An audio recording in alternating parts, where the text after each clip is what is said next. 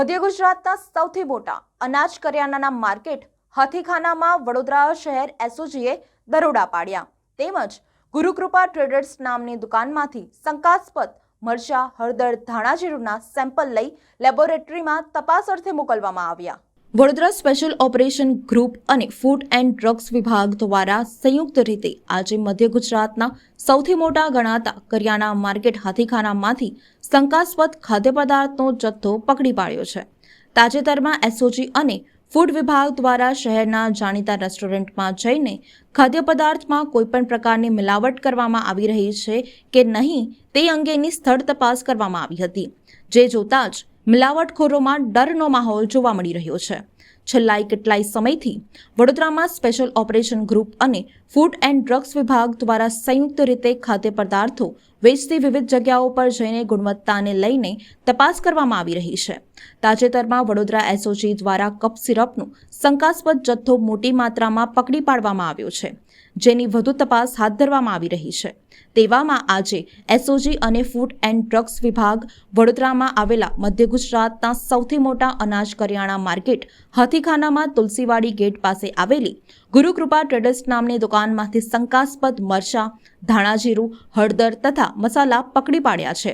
સૂત્રોના જણાવ્યા અનુસાર સંયુક્ત કામગીરીમાં ટીમોને મોટી માત્રામાં શંકાસ્પદ મરચા, ધાણા જીરું, હળદર તથા મસાલાનો જથ્થો મળી આવ્યો છે, જેમાંથી નમૂના લઈને લેબોરેટરીમાં તપાસ અર્થે મોકલવામાં આવ્યા છે। સૂત્રોએ ઉમેર્યું કે આ દુકાનમાં શંકાસ્પદ મસાલાનો જથ્થો વેચવામાં આવતો હોવાની બાતમી મળતા સંયુક્ત ઓપરેશન હાથ ધરવામાં આવ્યું છે।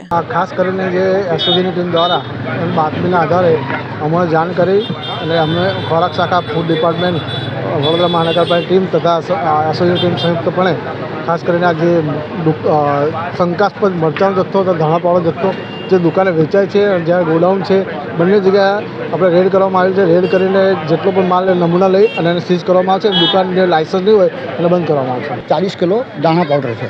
કેટલા ભાવ વેચતા હતા? 140 રૂપિયા કિલો દાણા અને 170 રૂપિયા મરચું। કેટલા ટાઈમથી લાવતા હતા? 2-3 મહિના થયા છે અને પાછો મોકલવાનો છે। હમણાં આખા મરચા ધંધો કરું છું, ડિસ્પોઝલનો વેપાર કરું છું અને એક માર્ક વેચું છું। અત્યાર સુધી કેટલા કિલો? અત્યારે તો મુશ્કેલ 180-90 કિલો વેચ્યું હતું, પણ હમણાં બંધ કરી દીધું છે। હમણાં આખાનું કામ ચાલુ કર્યું છે।